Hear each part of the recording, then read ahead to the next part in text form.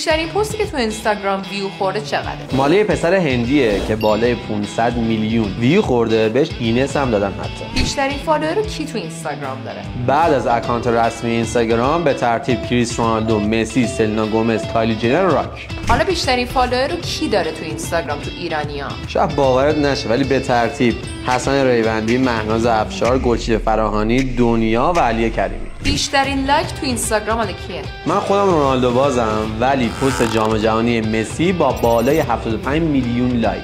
تو ایران بیشترین ویوهای میلیونی اینستاگرام کار کیه؟ کار خودم تو عادت میلیونی سری واسط گذاشتم. قدیمی ترین پست اینستاگرام مال کیه؟ مال کوین، سازنده اینستاگرام، که سال 2010 عکس سگش گذاشته برای تست. عجیب ترین پیج اینستاگرام کدومن؟ یه سری پیجن که خیلی سمی محتواشون، عمدهشون هم هنرمندایی با ذهنای خیلی سیک بگیم، من هر چی که شما فکر کنید. که کلمه عجیب این زیر بنویسی یه لیست کاملش برات میفرستم، حتما جالب اگه ببینید. بیشترین پستی که یه پیج تو اینستاگرام گذاشته چقدره؟ پیج MFW با 9 میلیون پست.